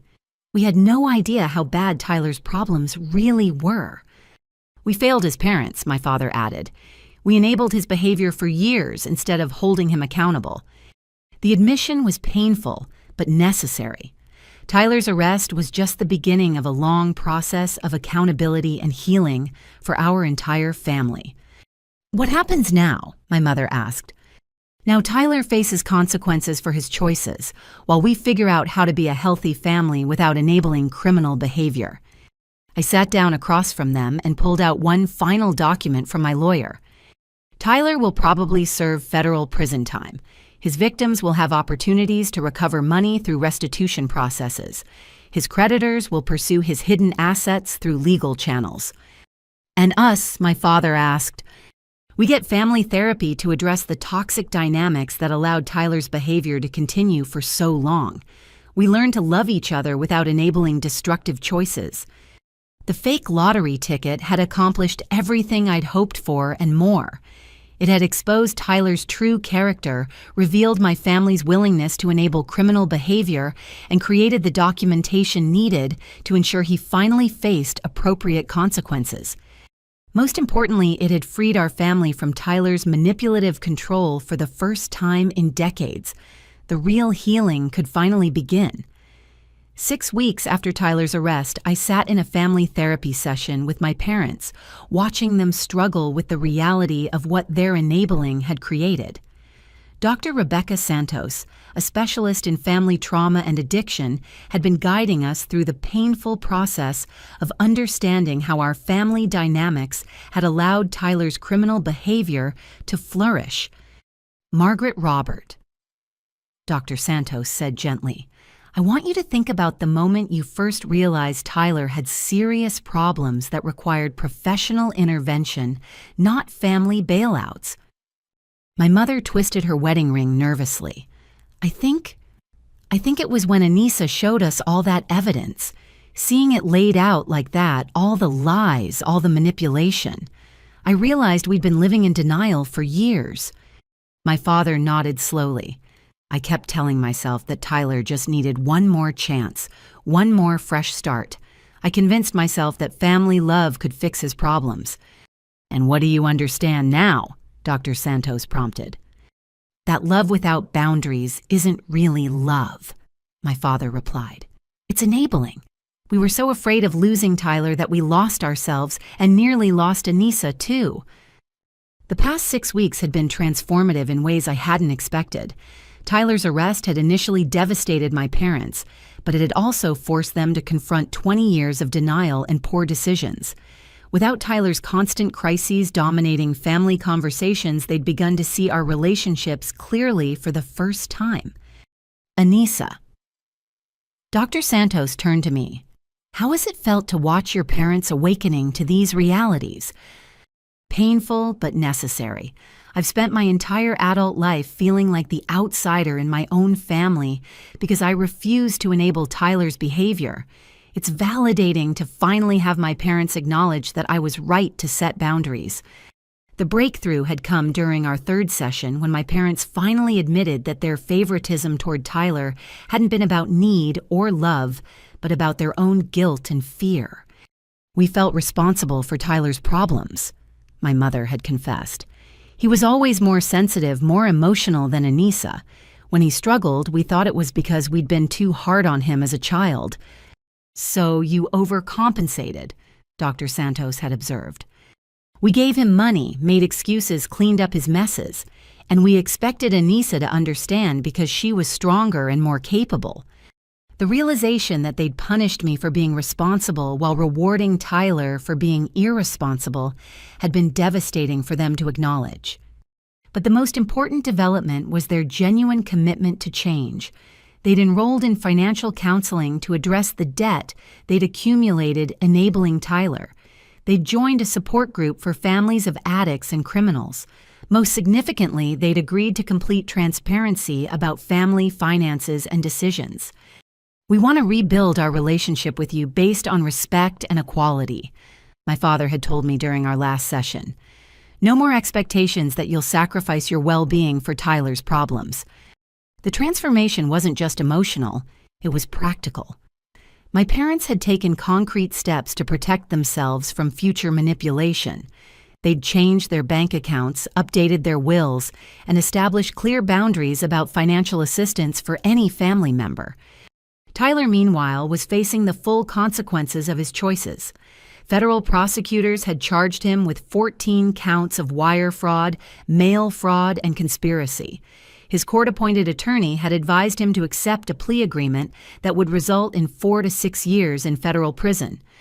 Tyler called yesterday, my mother mentioned during today's session. He wanted to know if we'd hire a private attorney to fight the charges. "What did you tell him?" Dr. Santos asked. "That he needs to accept responsibility for his choices and work with the public defender. That we won't be funding his legal defense." The decision had been difficult, but healthy. Tyler's arrest had included the discovery of additional victims and hidden assets, making his crimes even more serious than initially believed. He's also asked us to put money in his prison commissary account when he's sentenced, my father added. We told him we'd consider it after he completes addiction treatment and shows genuine remorse to his victims. The conditional support was a massive change from their previous pattern of unconditional enablement. How does it feel to set those boundaries with Tyler? Dr. Santos asked. Scary, my mother admitted, but also right. For the first time, we're treating Tyler like an adult who's responsible for his own choices. The session ended with homework assignments. My parents would continue attending support group meetings, while I would work on forgiveness exercises designed to help me process years of family dysfunction. As we walked to the parking lot together, my father surprised me with an unexpected request. Anissa, would you consider having dinner with us this Sunday? Not because of any crisis or obligation, just because we want to spend time with you. The invitation was simple but profound. For the first time in years, my parents wanted my company for its own sake, not because they needed something from me. I'd like that, I replied honestly. And maybe, my mother added hesitantly, you could tell us about your plans for the lottery money. Not because we want anything from it, but because we're genuinely interested in your dreams and goals. The question represented everything that had changed in our relationship. They were asking about my money from curiosity and care, not from greed or entitlement. I'm starting a nonprofit foundation focused on financial literacy and addiction recovery, I told them. I want to help families recognize and address toxic money dynamics before they reach crisis points. That's wonderful, my father said, and I could hear genuine pride in his voice. You're turning your painful experience into something that could help others. The fake lottery ticket had accomplished its purpose, but the real healing was just beginning. My family was learning to love each other without enabling destructive behavior, and I was learning to forgive without forgetting the lessons Tyler's criminality had taught us all. For the first time in years, I felt hopeful about our family's future. 6 months later, I stood in the conference room of the Sullivan Family Foundation, looking out at 30 community members attending our first workshop on financial literacy and family boundaries. The irony wasn't lost on me that my family's dysfunction had become the inspiration for helping other families avoid similar disasters. My name is Anissa Sullivan. I began addressing the group of parents, adult children, and family members who'd come seeking guidance, and I want to share a story about how lottery winnings taught me the most valuable lesson of my life. Money doesn't create character, it reveals it.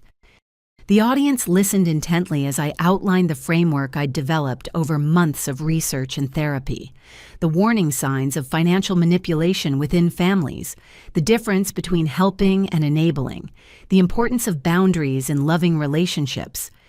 When someone in your family consistently creates financial crises that become everyone else's emergency, you're not looking at bad luck. You're looking at a pattern of behavior that requires professional intervention, not family bailouts. A woman in the front row raised her hand. But what if you're worried about their safety? What if they're in real danger because of their choices? The question hit close to home. I'd struggled with the same concern during Tyler's crisis. Safety concerns are real and valid, but here's what I learned. Enabling someone's destructive behavior doesn't actually keep them safe. It just delays the inevitable consequences while putting more people at risk.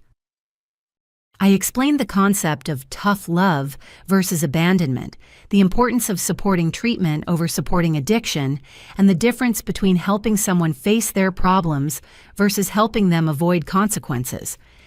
The hardest lesson was understanding that I couldn't love Tyler out of his addiction or criminal behavior. I could only love myself enough to stop participating in his destruction. After the workshop, I drove to my parents' house for our weekly Sunday dinner. These gatherings had become precious to me, representing the healthy family relationship we'd never had before. Tyler's arrest forced us to examine our dysfunction. My parents met me at the door with genuine smiles, the kind of greeting that had nothing to do with need or crisis.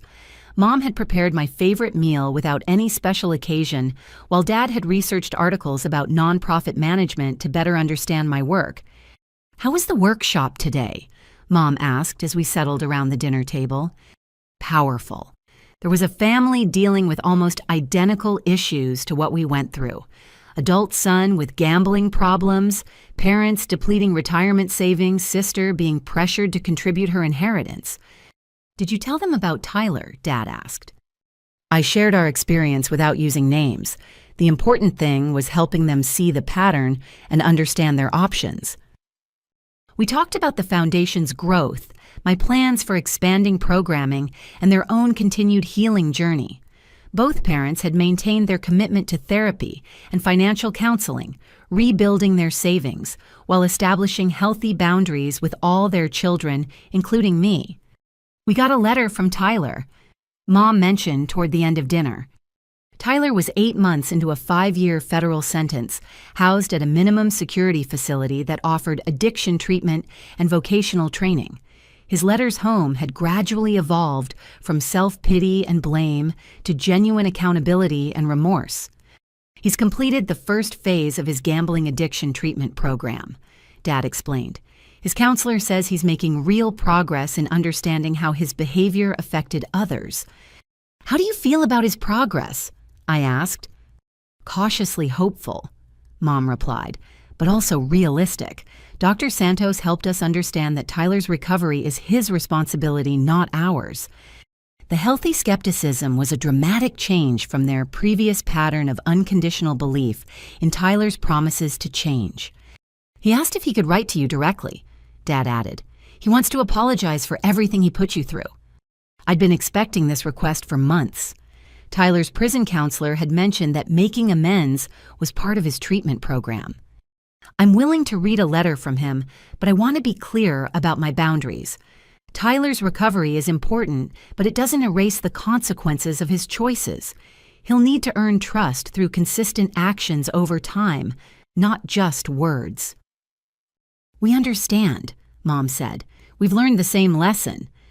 After dinner, I sat in my parents' backyard watching the sunset and reflecting on how drastically our family had changed. The crisis that had threatened to destroy us had ultimately saved us by forcing us to confront painful truths about our relationships. My phone buzzed with a text from Sarah, my college friend who'd supported me through the worst of the family crisis.